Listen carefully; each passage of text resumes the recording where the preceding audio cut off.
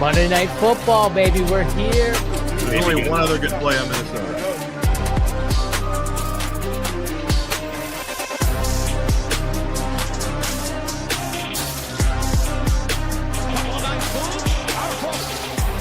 Touchdown in 46 seconds. Punches back. Touchdown.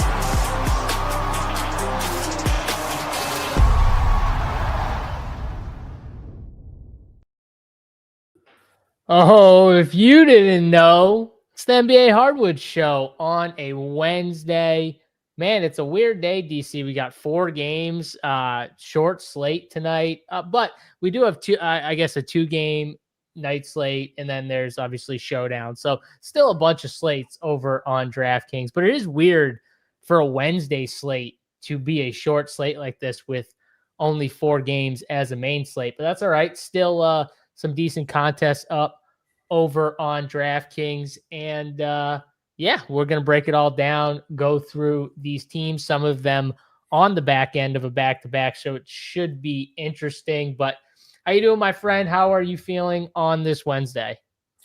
I'm doing well. After losing my mind during the NBA All-Star break, I'm not going to complain about a 4-game slate. Happy to have something to gamble on. And, should be a fun 4-gamer. And JSU, I got to give you credit. Congratulations for your first King of the Court victory. Now, it does come with an asterisk. Your player, Paolo Banchero, he got there. You got the bonus bets, but it was a second place. They did need to loosen the restrictions a little bit on who could win for you to get to the winner circle. So congratulations on the asterisk victory.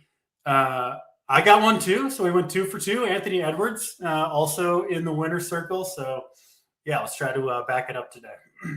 DC, when I sign on to my DraftKings Sportsbook app and I go to my bonus bets and my promotional stuff, they don't ask me how I won, how I did it, what happened. They pay me out. That's how DraftKings does it. They just pay you out, no questions asked. And that's how I like it for my sports book. And you know what? A win is a win. So I take it, whether I be the second place or not. The only goal was to be top 3 last night. It was 3 Kings night over on DraftKings. That means we had 3 King of the Court winners. That was the rule. Those be the rules on DraftKings last night. So, even though my guy finished second to your guy, I still feel like it was just 3 guys that tied for first in a way, because we all won. And actually, the real winner should be who pays out the most. And Paolo actually paid out the most. So if you followed Paolo Banchero, you got an extra few giblets, as Big T would say, in your bonus bets over on DraftKings, as opposed to Mr. Anthony Edwards or the Luka Doncic ones are definitely the real losers. If you bet Luka Doncic, then you definitely are last in this conversation here. Still won, but last. In my category of winners, it goes Paolo 1, Anthony 2, Luka 3, because of how much they paid out. DC, You're right. You're right. I would take the asterisk next to my victory for the $50 in extra bonus bet. So I can't argue with it. I would make the switch. But just for the record, in my log of King of C, you do have an asterisk next to your name. That's not going away. So, it's like you're like Barry Bonds. You got the home run record, but you got an asterisk next to your name. Oh, stop it. Barry Bonds is the greatest hitter of all time, DC. Get out of here. You're the greatest King of the Court better of all time. But there's still what? I'll say this right now. I don't think anyone's gotten second place more than me this year. I'll throw that one out. I don't think anyone's finished in second place more than I have. So you might be right about that.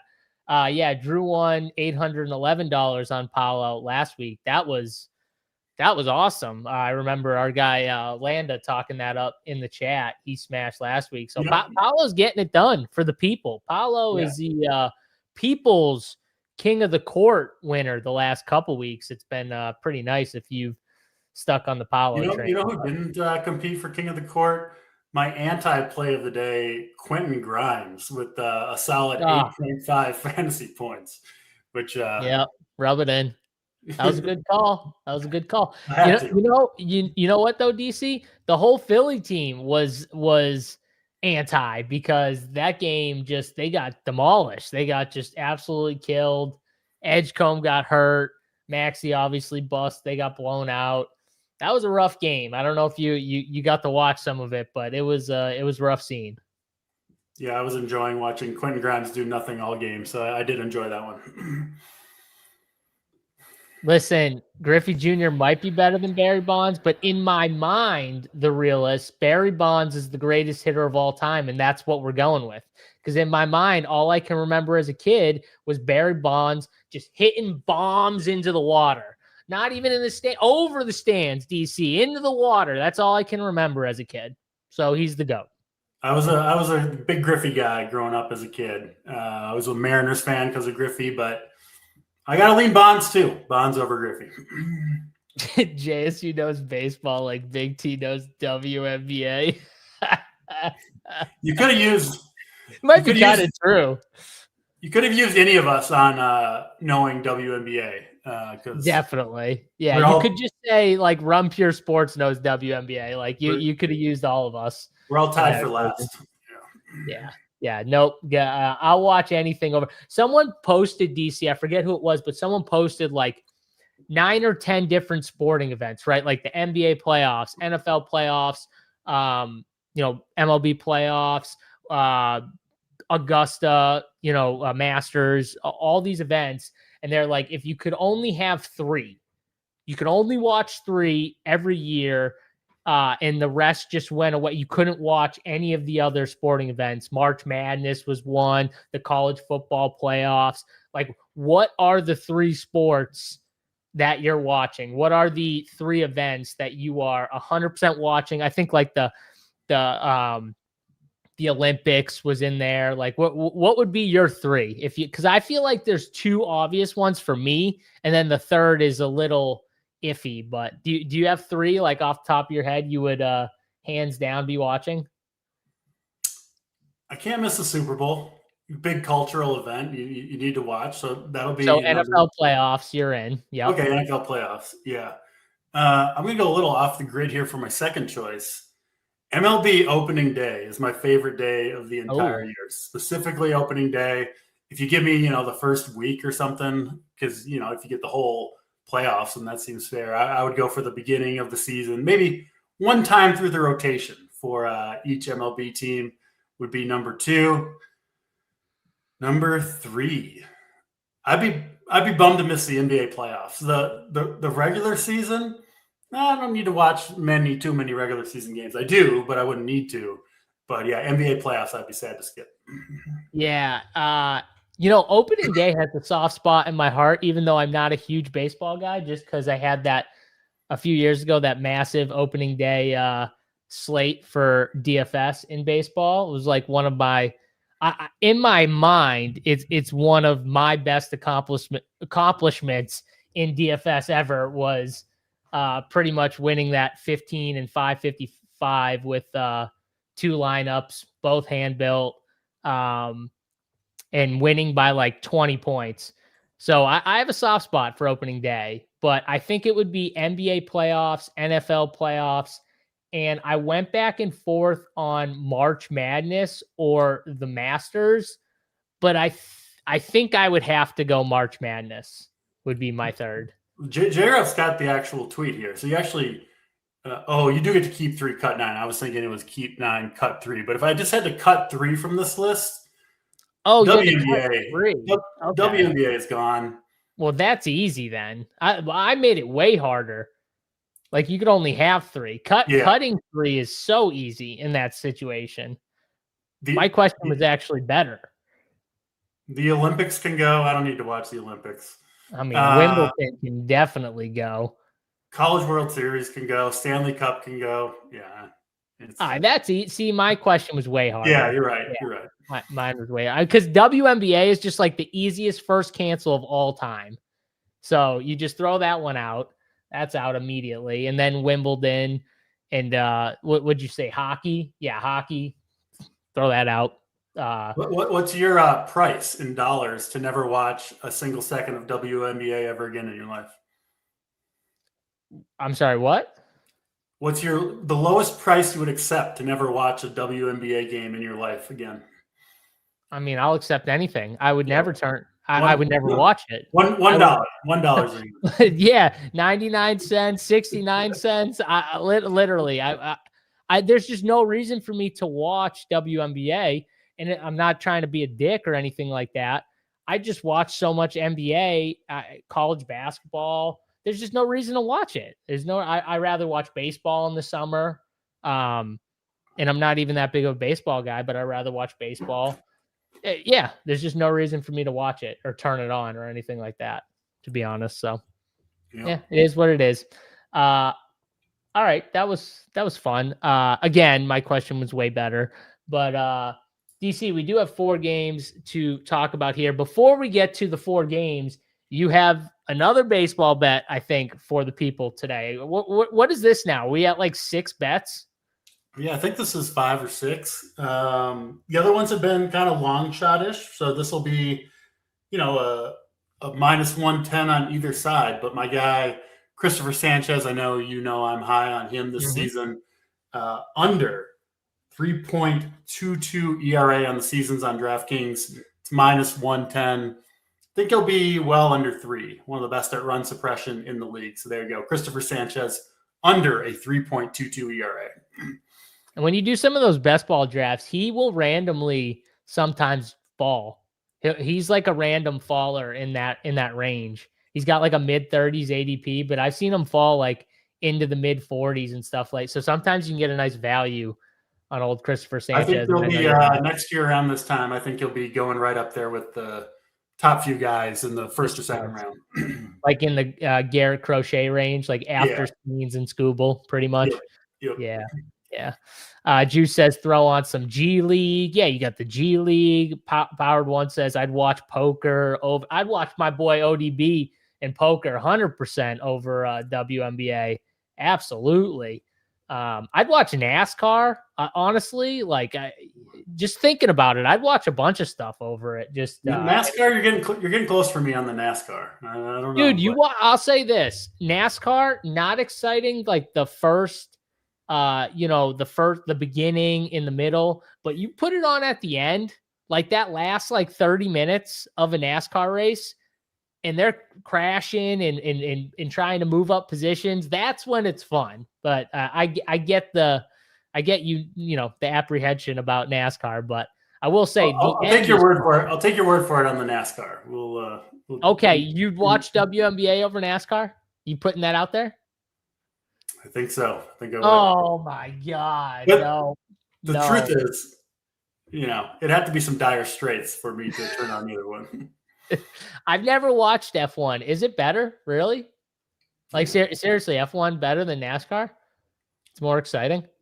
Couldn't tell you. I'll have to check it out. I've never watched it before, so I'll have to check out the end of one of those things. But NASCAR only if I have money. Well, yeah, Juice. Obviously, I need to put a little money on it.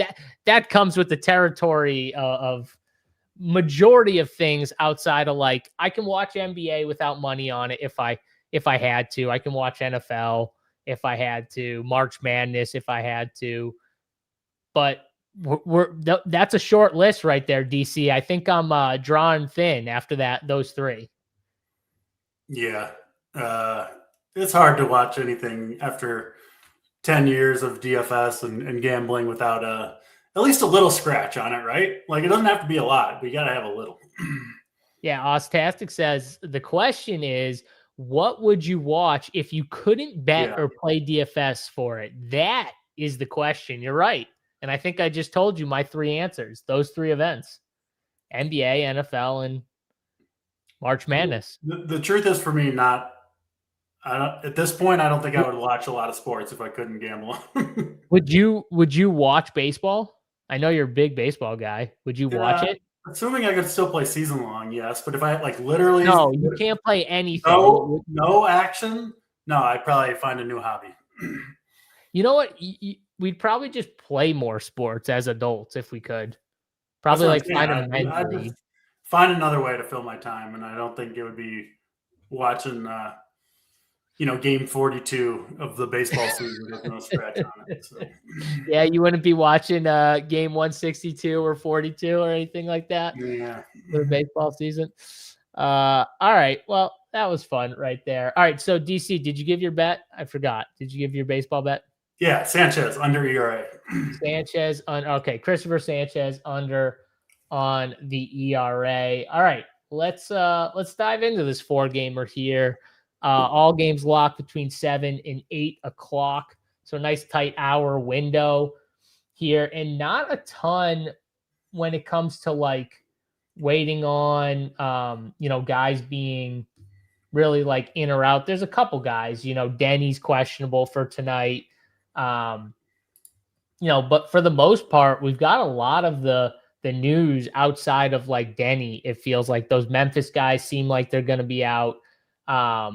So DC, it's kind of like a cut and dry. What you see is what you get outside of the waiting on the Denny news, which we'll see on that. That game's that's the 8 o'clock game. So we potentially could get that news, but maybe that goes into after lock that we get it after lock. So that's definitely one piece that we'll be waiting on here.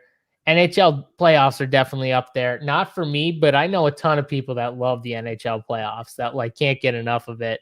Definitely just not a sport I'm into, but shout out to one of my best friends coaches hockey up here in the Northeast at Assumption College. And his team made it to the NE10 finals, and they play on Saturday. So shout out to my boy Looney and his Assumption hockey team. They will be playing for the NE10 championship. So always root for them. I actually went and saw them play a couple years ago in the championship. We'll see if I get out there on Saturday. But I have ventured out there for playoff hockey game, not NHL obviously, but it is fun actually going, I guess. But that's one thing. DC, ever been to a hockey game? Yeah, going to hockey games is fun. I don't watch much on TV, but happy to attend a hockey game in person, and also a great bar sport when like the local team's in the playoffs, and everybody's rooting it on, and you can get some like really exciting finishes. But sitting at home, no, I'm not watching much hockey. Honestly, me and my wife, I pretty much brought her to like almost all the sporting events, and she liked the hockey more than any other live event.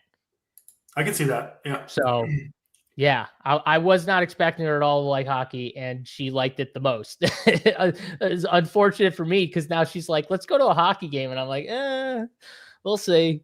But so that was interesting. But yeah, hockey is cool to go to live for sure. But all right, first game up on the NBA slate here. We got the Oklahoma City Thunder and the New York Knicks. Definitely one of the better competitive games we got on the slate. This game is in New York here. OKC and New York both coming off of games.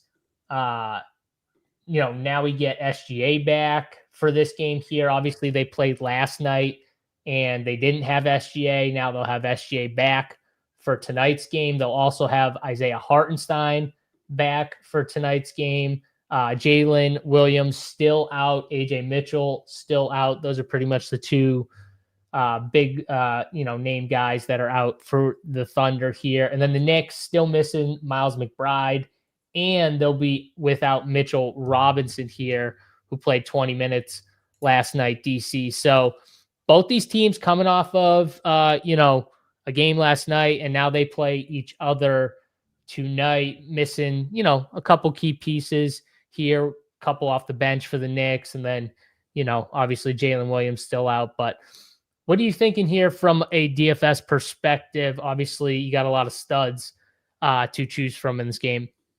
This feels like studs only. We'll get to Memphis last, but the value I think is going to be a lot on Memphis, potentially on Portland. So OKC obviously getting SGA back, they get Hartenstein back. They still got a couple guys out, but they're just so deep that it's hard to go to the secondary pieces on OKC. I do like SGA quite a bit here. He's only played 2 games in the last month, But when he's been out there, he looks like himself, and he's played 33, 34 minutes in those games. So you got to think he'll be right around there again. And yeah, I mean, maybe not a perfectly ideal matchup against the Knicks, but it's a 4-game slate. I don't like him as much as Maxey, but I think there's a chance you could maybe fit both into your lineup. So SGA number 1 for me on OKC.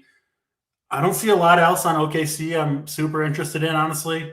And then on the Knicks side, I think Towns and Brunson are fine, but I do think there are better places to spend your money overall. So it's obviously a 4-game slate. You can't just cross off games super easily with the limited player pool, but I think maybe the least interest of this game overall for me, with SGA leading the way. Yeah, first of all, come on, Andrew Martinez. Come on, man. Don't want to see that shit. But we're definitely going to get this money tonight. D Mills says, I only consider Cat when Mitch Rob is out. OKC scares me. Your thoughts?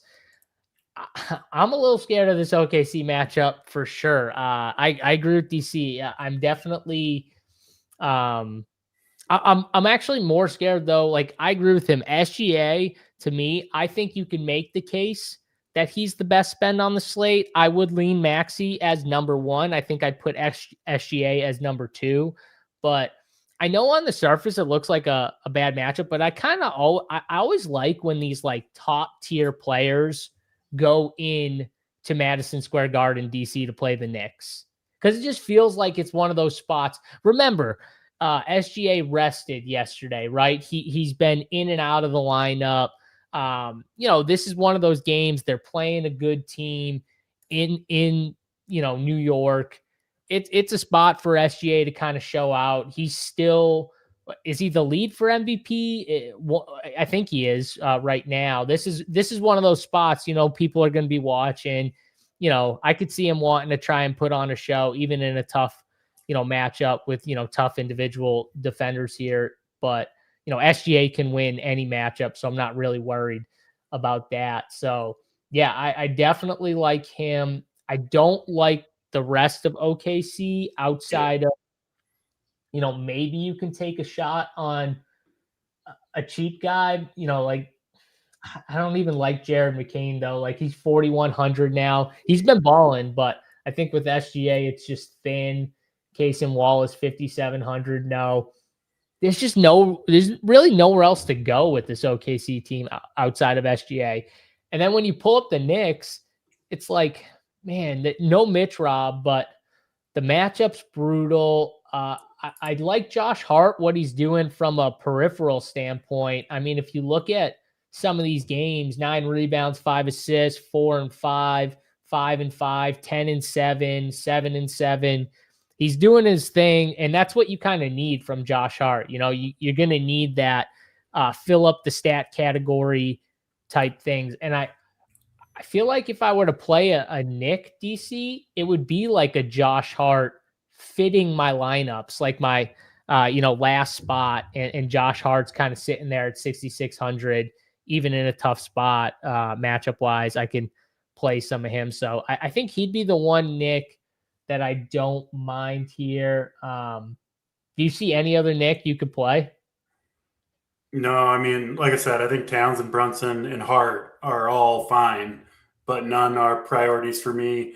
It's also like, maybe this is, taking a walk down narrative street, but like the Thunder defense, when they have Hartenstein and Chet and SGA all in there, and in Madison Square Garden with SGA playing, right, where he's missed all these games, you just got to kind of imagine they're going to be locked in tonight as much as they can be. And that's a scary matchup for the Knicks against the best defense of the league when they're probably very motivated to put on their best performance. So, yeah, I'm going to be mostly avoiding the Knicks. Yeah. Honestly, I've never seen Angel Reese shoot a free throw. I'm assuming she's terrible at free throws, but I'm also assuming these NASCAR drivers do not hoop at all and don't touch the basketball. So I don't know who would, honestly, I don't know. I mean, I would hope Angel Reese, but I have no idea. I've never actually seen her. I've seen her shoot a layup. I've seen like the compilations of her missing layups, rebounding, missing layups, and then finally putting it in after 7 tries. But I don't know. Any Muhammad, DC for you. He's 3,300. He's gotten, decent minutes his last 3 games, 23, 15, 19. He's putting up 10, 24, and 17. It's still a play like I would rather not do, honestly. King Mall, if I don't have to. Like if you're MMEing and you want to leave guys like him in your pool, you can. But I feel like in this matchup, as long as the game stays close, I think the Knicks are gonna really keep it tight with this rotation. Yeah, no Diawara for me. He won't be on my lineups. Denny Hamlin has a court in his house. Well, fuck. Then okay, I take Denny Hamlin. I didn't know that. So there you go. There's the inside info from Derek. He's giving me inside info. Denny Hamlin, Hooper. I'll take him over Angel Reese. All right, that's first game here. Hopefully, we'll have some more plays. We definitely will, because I think there's clearly 2 better real life games, and then there's 2 better, I think, like DFS games on this slate, DC. So it's kind of different conversations that we'll go into. The next game, we'll stick with the SaberSim order. Let's go to Utah and Philly here. Philly disappointed me and anyone else who played Philly last night. I unfortunately had Grimes and Edgecombe. That did not work out well for me yesterday here. VJ got hurt in that game, obviously. I don't think it would have mattered, but fell on his back, kind of getting he got a shot block kind of from behind, and I forget if they called a foul or not, but fell on his ass. He's, not going to play tonight. Joel Embiid's still out. Kelly Oubre, I think, is still out with an illness. So we're running this back, DC. We got Tyrese Maxey, Quentin Grimes. These guys are going to be very popular. Andre Drummond's going to get some ownership. He only played like 5 minutes too last night. Granted, they were getting blown out. They started the second half. Their lineup was to start was Maxey, Grimes, Adem Bona, Barlow, and Cam Payne was the guys they started with in the second half, DC. So kind of looking at it, you're going to see high ownership on Cameron Payne. He's checking in around 30%. Justin Edwards got some decent run off the bench. He's checking in at 49%. He's 3K. Trendon Watford at 25%. Dominic Barlow at 36%. Drummond at 32%. There's a lot of ownership. Grimes 63%. Maxey 50%. This is one of those DFS games, DC. Yeah, you're going to have some Philly guy. I mean, look at the ownerships on these guys. Like you said, like 7 guys, 25% plus, something like that for Philly. Now, it is like pretty much the only 7 guys that they have that are going to contribute anything meaningful. So you understand it on a shorter slate. The questions are which ones, right? Because outside of Maxey, all these guys are cheap, and I kind of think it could go a number of different directions with the cheap Philly guys. I didn't play him last night, obviously, as my anti-play of the day, but I'm probably going to Grimes here in this matchup with Edge come out, with Oubre out. Maybe people forget they had Paul George too, so that's like their 3 starting wings basically for Philly. Grimes has obviously been awful recently, but I'll play him tonight at 4,400. Easy to do if you didn't play him last night. But I like Edwards and Payne as well. I think those are my next 2 favorites. What about Drummond, man? Like his minutes are just all over the place. I have no idea how many minutes this guy's going to get, but he should crush when he's on the court. If he gets 25 minutes, he's going to smash this matchup. Yeah. So it's just, if you play him, you just know the risks. Like, man, he's hit or miss with the minutes, but when he gets the minutes, I mean, in this matchup, he should totally dominate. This is a matchup where, if he's got any legs left, he should be able to handle pretty good here. So, yeah, I'm probably going to play some Drummond just because I know the the good Drummond, if he's that good, you're going to need him in this spot. So, yeah, I mean, that's me. The guys I don't want to play, though, are like Barlow. I don't want to play 36% on Barlow. Yeah. Campaign, I'd rather play Justin Edwards, I think. Someone asked about Muhammad Diawara, however you say his name, from the Knicks. Like, I don't like Adembona, but I would rather play Adembona at no ownership or 5-6% ownership over someone like Muhammad Diawara or whatever his name is from the Knicks. So that's like a pivot, because if Drummond fails, especially if you're fading Drummond, because if Drummond fails, then, Adembona probably plays a decent amount, DC. And if he gets a lot of minutes against Utah, pretty much whatever center gets minutes against Utah is probably going to be okay. Yeah, I mean, this is just an awesome bounce back spot, obviously, for Philly. Honestly, I kind of like that they got blown out last night, right? It makes them less likely to be complacent in this game against Utah. 237 total. They're favored by 8, so a monster team total for Philly overall. And yeah, I think they bounce back big here. I mean, look at the players Maxi's going to be sharing the court with, right? It's like a bunch of low usage guys. I mean, Grimes and Walker and Edwards and Barlow and Watford, and even the centers are low usage, not at all creators. This seems just like an absolute smash spot for Maxi. And yeah, I do like him straight up over SGA if I've got to choose one. Yeah, it just feels like a spot. And Carson Ham says, I'm still faded Maxi.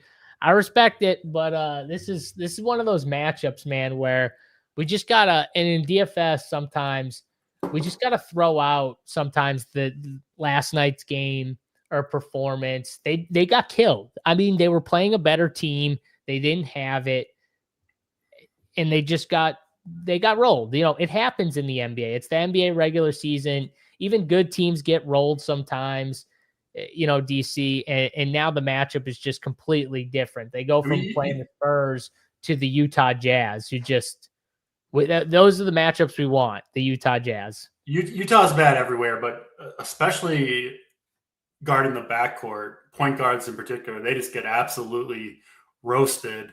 Like I said, I absolutely love Maxi tonight. Won't be fading him myself. So, okay, rank your top 4 Philly guys, because I think there's so many plays. How you rank them is going to be kind of crucial. Who are your 4 guys if you had to rank them? Maxi 1, Grimes 2, Edwards 3, Payne 4. Yeah, I think I'd go Maxi, Grimes, Drummond, Edwards would be the 4. And then, like I said, if you're fading Drummond, I would be playing either some Trendon Watford or Adembona, because I think one of them probably has a decent game if you don't like Drummond. So, keep those, kind of plays in your mind. Maxi and then a few super cheapies. I think that's how most people are building, though, just to throw it out there. I think you're going to see a lot of teams, DC, with 4 Philly, maybe even 5. Mm-hmm. Yep. So just keep that in mind. One of Maxi, Drummond, Barlow, Bona. I don't think that's a terrible rule, to be honest with you, DC. Yep. I like to split up the center minutes, especially guys like Bona and Drummond that absolutely can't share the court together at all. Don't like, and it's one or the other, right, DC? Yeah. Like, you just know it. It's one. You could get the nut run out where both of them get like 24 minutes. I doubt that's what happens. I think if one's playing well, then one's going to play more than the other is the situation. That's why I like that rule, because I think however it runs out, it's going to run good for one of the two. You know what I'm saying? Yeah, I think playing one of those guys is a good idea. Yeah, I would say 6 is too many. Me too. That would be my take here. So the next question, DC, we talked all about Philly. What about the Utah side here? I mean, Keontae had a nice game. Granted, the minutes are still not what we want from these guys, right? Like Keontae George, he played 30 minutes, which is good, right? 22 shots, He shot over 60% from the field, which is really good. He's very scoring dependent, in this kind of situation because you're not getting as much of the minutes upside DC. So he has to be efficient, but 49 fantasy points will do it for you. Can you go back to Keontae? Kyle Filipowski was also really good last game. I think he had 40 in 29 minutes, 19, 8, and 6. Also very efficient, shot over 60% from the field. What are we doing here with these guys? Because these are two of the guys that I think you got to either make a case for or just say I'm kind of out on everyone. I'm kind of out on Utah. I just don't trust the minutes with these guys. I do love Keontae George just as a DFS play in general, but I just don't know if the minutes are going to be there for sure. But I think he's fine at 7,700. I'm going to play Maxey, and I'd like to get to SGA as well. So probably won't be able to get to Keontae George. Filipowski, again, I think he's a decent play. 7,200, though, to me that feels a little heavy on the price tag for Filipowski. And then Ace Bailey would be the other guy I would consider. But again, no real discount, right? 6,300. Not a lot of huge games on the ledger for Ace Bailey. Is 35 enough on a 4-game slate? Maybe at 6,300, but that kind of seems like his realistic ceiling. So I'm going to be mostly out on Utah tonight. Obviously love the Philly side. Yeah, I just want to. It's a 4-game slate, so it's tough. But I kind of agree. I want to be more on that side where I'm just kind of lower on these type of plays here. I will say, like these. It's interesting looking back on some of these games recently. These 3-4 position guys have been killing Utah. Like Jabari Smith had 31 against them. Herbert Jones had a massive game. Sadiq Bey had a massive game. I wonder if that kind of bodes well for like a Justin or Trendon Watford or Quentin Grimes, something like that. But for the Utah side, I think it would have to be one of like Filipowski or Keontae George. And maybe you could make the case that Keontae George is a little underprojected. We got him at like 33. I think, you could project him a little higher if you wanted to. I just still hate the minutes though. And then you got Ace Bailey. He's projecting at 20% owned. And I haven't seen the consistency and upside that I would want from Ace Bailey. You're paying 6,300 for him, DC. Yeah, that's kind of what I'm saying. In theory, he seems like a good play, but it's just the huge games just aren't there for Ace Bailey. So kind of hard to click at that price point. Yeah, Jabari Walker here. I don't have any Jabari. I'd rather play Justin Edwards. I'd rather play Trendon Watford. Dembona, I'd rather play Campaign. Like I have all these guys just ahead of them. Do you have any? I think Jabari, if you're MMEing, I think it's good to throw in some of these random 3K guys because you never know when they get a bump. Maybe he like randomly starts, like who knows? But any Jabari Walker, DC? I looked at him, but came to the conclusion of no. Probably not going to get to Jabari Walker. Yeah, Eric, at the end of the show, we can throw out a bet or two for sure at the end of the show. Remind me if I forget. But Grimes, 3 bad games in a row. It's a pattern. Well, hopefully it flips today. Hopefully the Utah matchup is we can get it to flip here. So Harkless pretty safe for his 28 to 30 minutes, especially with the blowout. Yeah, now we did see the downside to Harkless. I think, what was it? Was the last game? I remember correctly here. Yeah, 10 played 27 minutes and just didn't shoot well. DC 0 for 5 from the field, but fouled out, but played 27 minutes and fouled out. That's a good sign. His minutes do seem kind of secure right now. Who is this? EJ Harkless. He got 27 minutes in the last game, 28 before that, Yeah. 21. Yeah. Yeah. So, I think that's not a bad play at 4,200. That makes sense to me.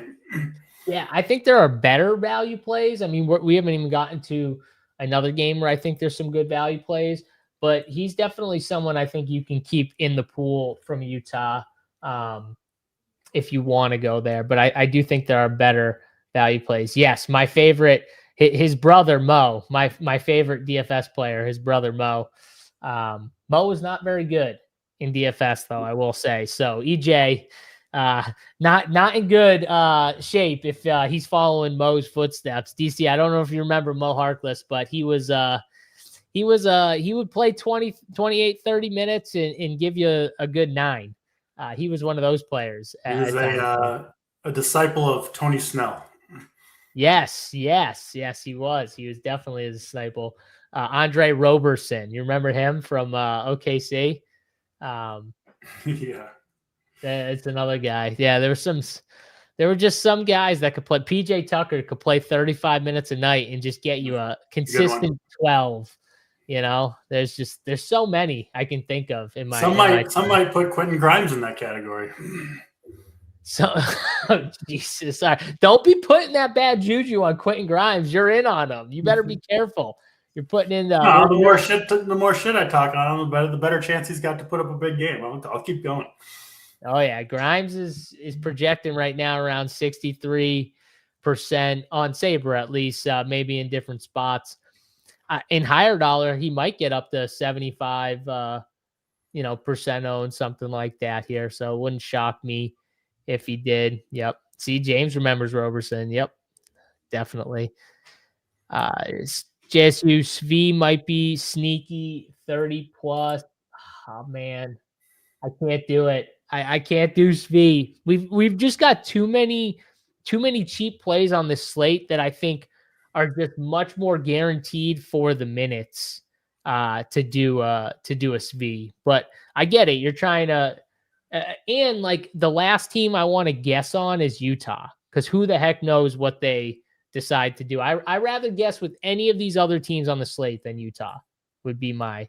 Yeah, I'm going to be light on Utah tonight for sure. Yep. All right. Well, Philly's definitely a good side for DFS. Let's move to the next game here. Guys, don't forget, smash the like button on the video here and subscribe to the Run Pure Sports YouTube channel if you want to get notified every time we go live for these shows here. We got some PGA shows on this channel later tonight. I think one at 6 and then one late night at 9. So if you want to check those shows out, make sure you guys subscribe to the channel so you get notified when they go live for those PGA shows. And smash that like button as well. Charlotte and Boston, DC. This was one of the other good games here. Charlotte Hornets been playing awesome. You obviously got the Celtics.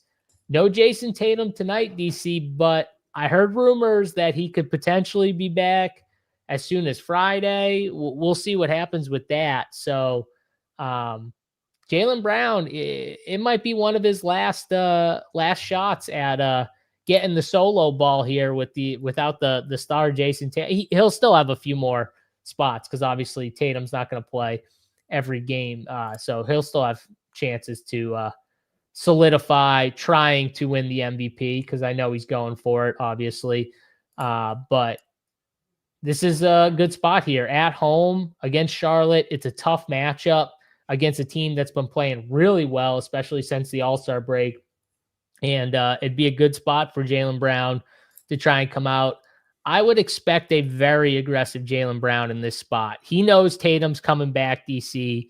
If you don't think too, like he went into the season going like, this is my chance. I can win MVP. I can prove to people I'm the man here in Boston.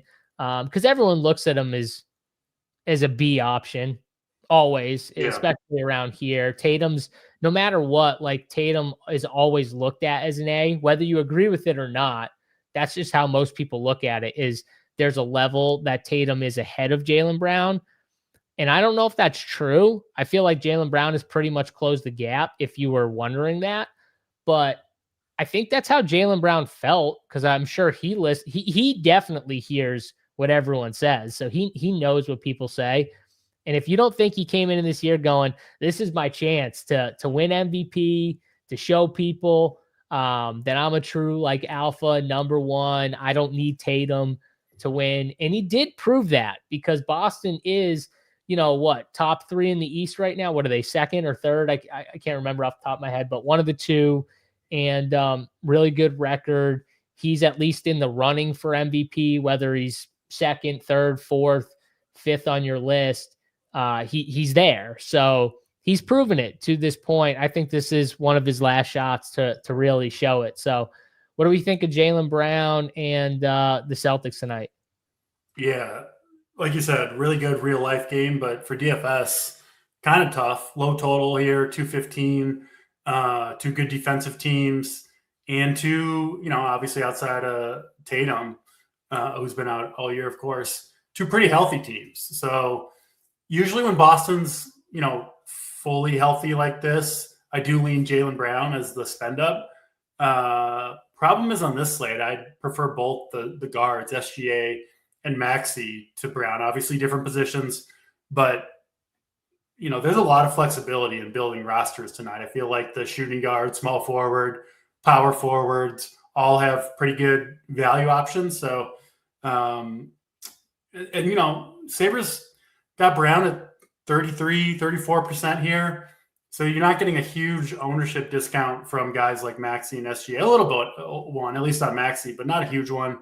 But Jaylen Brown still would be my favorite among Boston. I think Neemias Queta, pretty good value center at 5,500. Not a lot of upside, but if you need a cheap center, I think he's fine. And then Brandon Miller would be the one I'd play on Charlotte at 7,800. But like you said, much better real life game than DFS game. So this is really most of my ownership. It's going to be on the Utah Philly game, and then Portland and Memphis, obviously, which we'll talk about next. Yeah, East LA Guru says, what's going on, JSU? You change anything on the filter or rules or settings on Sabre? For NBA, I don't change too much when it comes to NBA DC. Do you change any of the rules or settings on Sabre at all when you run it?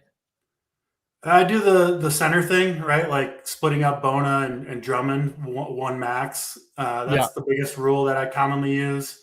But honestly, I don't do too much MME in NBA these days. 3 to 5 teams most nights for me. So maybe not the very best guy to ask for that question. Yeah. But if you're in our Discord, we got a Sabre Sim chat, like I said on last show, where you can ask those guys directly about specific Sabre questions in terms of using the Sims and their opto. So if you've never used it before, it's a little overwhelming, a little confusing. You can shoot those guys questions. They do a good job responding, getting back to you, and giving you the best guidance at answering those specific Sabre questions. But no, I don't change much in terms of NBA. There's certain sports where I think you can set more rule. NBA, I definitely I wouldn't set as many rules, even if I was MMEing. So yes. Do we like Alvarado? Different game. No, the reason I think Alvarado is fine on the surface, but I think there's just better cheap plays with potential higher minutes upside. So it's really tough to play like a Jose Alvarado, at least in my head tonight. I think there's just better options for cheap on this site, clearer options, in my opinion. I just think he's pretty safe. You're likely to get your 15, 16 fantasy points out of him. And I'm sure he'll outscore some of the more popular value plays because some will inevitably bust. Right. But I also think there'll be 3 or 4 that, get into the mid 20s at that kind of, high 3K price tag. And I just don't think Alvarado, like you said, there's just, unless something happens to Brunson, he's never going to get the minutes bumped. Whereas I'll take some of the uncertainty on minutes on, Philly guys and Memphis. Kind of like all those guys, though, right? Like OG plays a lot of minutes. Josh Hart plays a lot of minutes. Bridges, there's not a lot of holes for Jose Alvarado to like poke through to get more minutes, unless you get like a good run out with like foul trouble on one or two of these guys. So which can always happen, but it's just tougher. Obviously, will Big T be on golf shows with Prez would be awesome. I think you will see him on some golf shows. I don't know exactly when, but I would expect soon he'll be on some golf shows. Yes, for sure. James says Tatum won't be back Friday. Everything out of Boston. They want to be extremely cautious. Just 2 months ago, they were entertaining not even bringing him back this year. Yeah, I don't know if that's the. I think it was more just playing it day by day and seeing. I think in Jason Tatum's mind, he was probably always thinking that he'd be back at some point this year, just because of the competitor that he is. I would expect, and watching the team play well without him, he's probably like trying even harder because he's like, man, we're really good when I'm not even on the floor. Imagine if I get back on the floor. That's probably what he's thinking. So, yeah, I do think they want to be cautious with him. We'll see about Friday. But even if he doesn't come back Friday, I do think the moves they made, I think it's pretty telling that he's trying his best to come back at some point here to make a playoff run. So I would expect him to be back in March, even if it's just to get his feet wet, play like, 15 minutes, no back-to-backs, 15, 18 minutes, DC, kind of get him primed and hopefully built up to playing, 25, 35 minutes a night by the time he gets to the playoffs or something like that. If you can slow roll his minutes, I think that's Boston's idea. We'll see if it happens. But yeah, Brittany says, I feel JB was always been better with the exception of the series against Golden State. Yeah. That's just like the difference. Like most people in Boston never thought, I don't think most people ever thought Jason Brown was better than him. But if you look at like the two-way player, like Jaylen Brown was always, in my mind, the better all-around player. He just didn't have as good of a bag as Tatum did offensively. So everyone, and obviously we want to overvalue the offensive game, right, DC? So like naturally we look at it and we're like Tatum, but I think Brown has showed enough to where he's closed that gap offensively here. But back to DFS, I do agree with you that it's kind of just you're playing the studs here. It's similar to the Knicks game.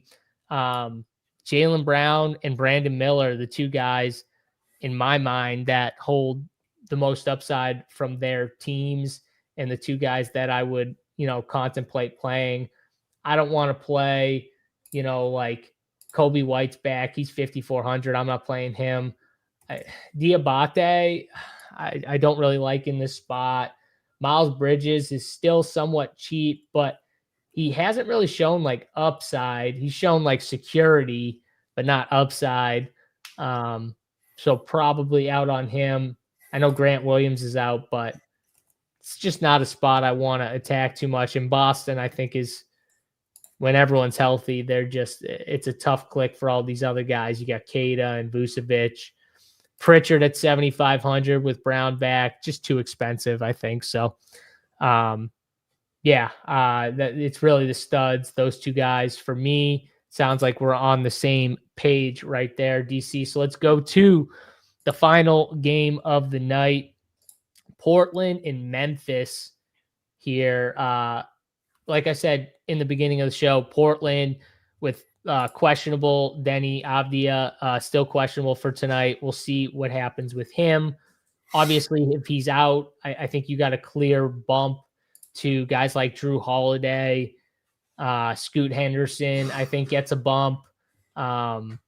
Jeremy Grant, man, he's been my nemesis. He would get a bump, but he's always a tough click. When his shot's not falling, he's brutal because he's just so scoring dependent. If you watch that last game he played, 26 minutes, 1 for 9, and he just had no chance. His offensive game was not on point that night. But Drew would definitely be a good play. I still think Drew is a solid play, but way better if Denny is out. And my boy Klingon, DC, he's had some monster games here. A couple 50 burgers, 42 last time out against Atlanta, and that was in a blowout. And he played 31 minutes, had 15 and 15. What are we doing with the Portland side first? I kind of hope Avia's in there because I don't plan to play too much Portland. They're all kind of right on the edge, right? Grant, Kamara, Holiday, Scoot. I think they're all fine, but I don't love any of them. And if Avdia plays, he kind of kills all of them. He's obviously the chief engine of the offense when he's in there. So don't know if he'll be in there or not, but last game on the slate, I probably won't have the spots dedicated to Portland, even if he's out. And I don't know. I don't like Scoot, man. I'm kind of out on Scoot. Just minutes aren't there. I just don't think he's very good. Obviously a talent, but in terms of just output, doesn't seem to be there very often for Scoot. But the guy I do like for Portland is the same as you. Big Klingon, man. This dude is a freaking monster. And he goes up against a Memphis team. It doesn't even have a true center, right? They got Prosper and nobody behind him for an absolute giant of a human in Klingon. I think Klingon can clean up in this matchup. So he's by far my favorite guy on Portland. I'm with you. Klingon in my lineup right now and probably not coming out. Yeah, Klingon is definitely not coming out of my lineup. I'm playing him in this spot here. I'm with you. I hope Denny's out, but we'll see. If he's in, it's probably just Klingon for me. If he's out, like I said, Drew Holiday, I would add into the mix, at least for me. But the Memphis side, we talked about it. It was yesterday's show, right, DC? We had some questions about Memphis, and I said, I was like, the problem with Memphis is you get into this whole, everyone's playing 20 something minutes, 23 minutes, and they're all scoring 22, 24, 25. DC, I don't think we got one Memphis play that scored above 30 fantasy points. Gigi Jackson was the best. He got 29.8.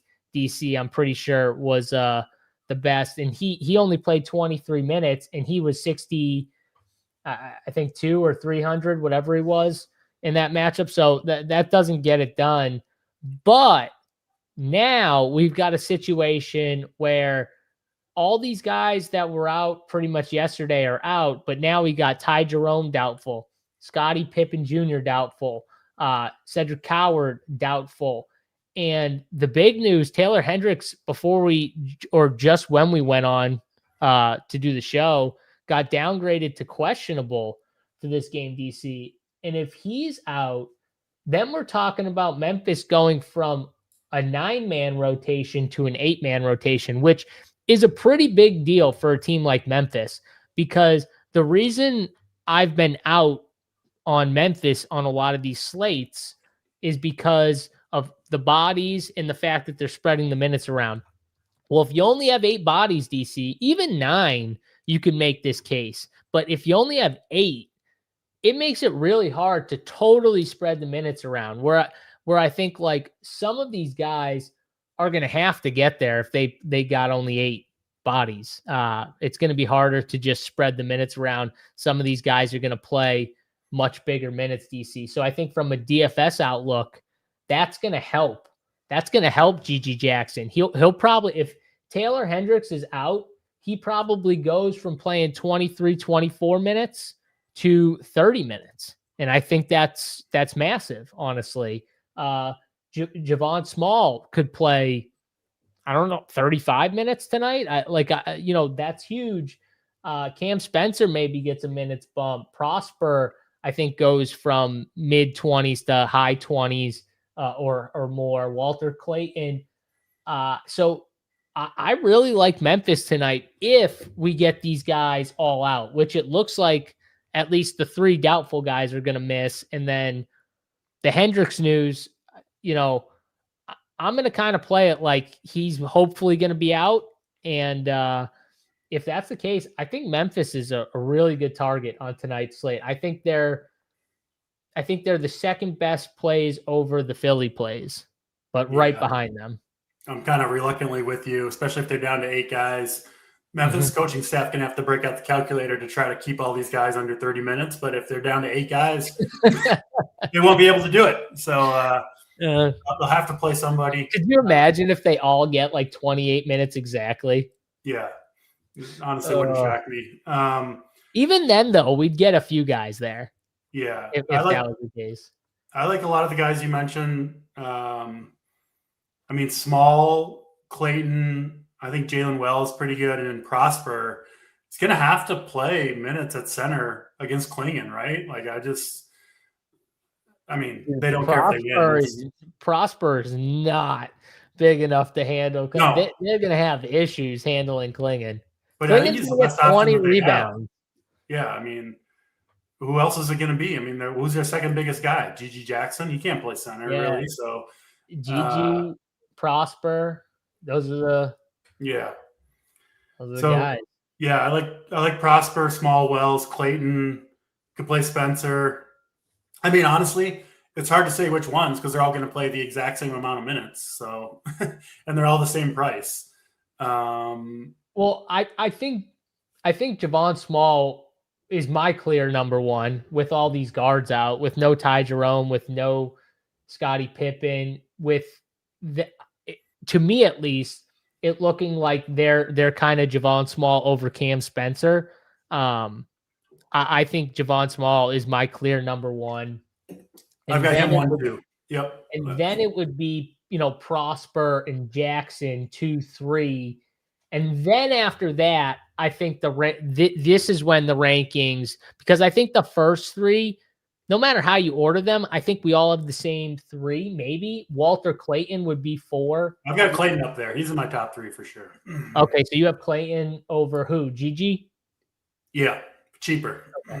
Yeah, cheaper. Okay, that's fair. I would put Clayton 4, and then after him, that's where this becomes really interesting after him, because you got Massac, who's I don't think very good. Rupert has actually played pretty good, DC. I might put him 5. Jalen Wells is up there too. He's not bad. Yeah, I think that's how I'd rank them. I kind of like if Hendricks missed, I would kind of like Rupert a little bit more. He'd be the guy I'd give a bump to. Yeah, I think that's fair. A lot of different ways you can play Memphis, I think, though. Yeah, but I think if Memphis has 8 guys, I think you can play 4 Memphis guys. And I haven't said that on a slate in a very long time. I don't think about playing multiple Memphis guys, let alone like 4 of them. So, hopefully we get the Hendricks news. Hopefully he's out and we can roll it out here. Doug asks, is Payne a real play tonight? He is. I think people are hoping he starts too, though. But I do think he's going to have a role. I don't like Payne as much, though. I'd rather play Justin Edwards, to be honest with you. Me too. Yep. Yeah. So, and I really like. Klingon's about to get. All right, first bet. Who asked? Eric. First bet. Klingon over on rebounds. Just take the over. Klingon double over on rebounds. That's the first bet of the night here. DC, why don't you sort out so we can do the anti-play here. Sort the ownership. I'm gonna pull up the bets, see if there's anything else that I want to give out here.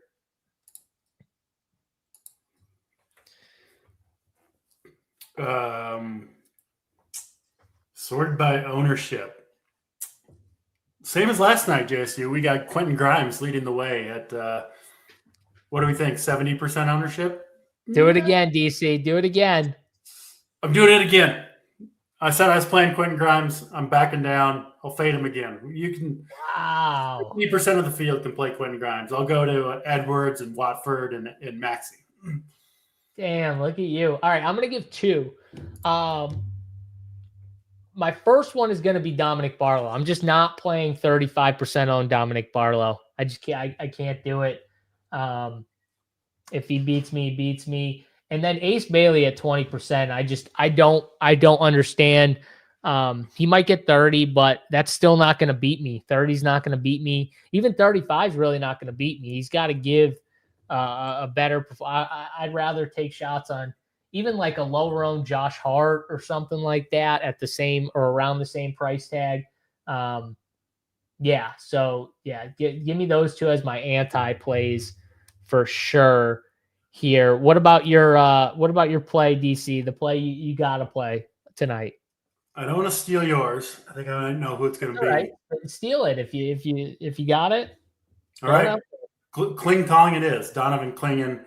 We just bet the rebounds prop. I'm in on that and gonna have his way, which I think is a good term for Mr. Clingan against this Memphis Grizzlies front court. So expecting a dominant game from him. I like that. I like that a lot here.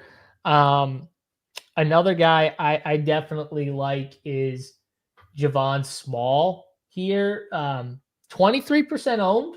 I feel like it's kind of low, honestly, for Javon Small and the potential role that he could have here. And I was just pulling up some of I wanted to see if they had some Javon Small props here. And I don't see them right now on DraftKings for some reason. But if you do see them, I would like a rebounds or an assist prop or a rebound prop for sure. He's a pretty good rebounder for a small guy. But maybe they'll pop up here when we get it. But yeah, Javon Small, I'm definitely playing Memphis. You gave Donovan Clingan, which was definitely a guy I would have probably given if you didn't give him. But Javon Small is another guy I think I'm just definitely into. And I think it's because all the ownership's going to that Philly side, especially the guards, DC. But it's a slate where I think you want to play as many guards as possible. Yeah. So, I'm going to be guard heavy. Give me Javon Small. BG's got Prosper as his play of the day. I like that. Small Bona on a slate.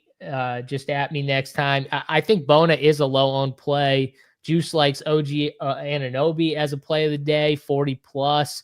Clingan double minus 220.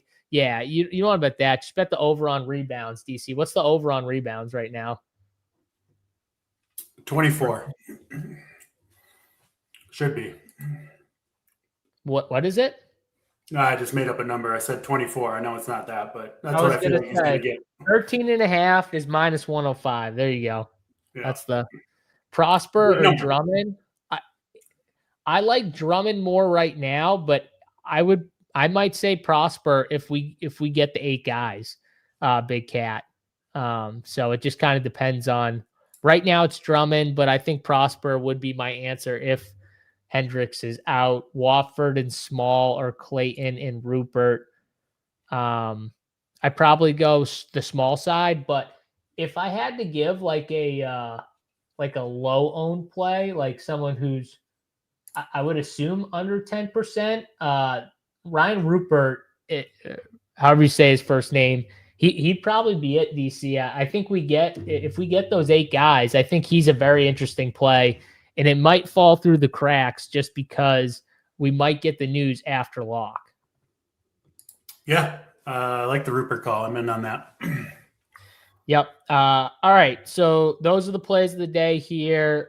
We gave out the Clingan over 13.5 here as a bet. I definitely like for sides too on this thing. You got Charlotte plus 6.5, OKC minus 4.5.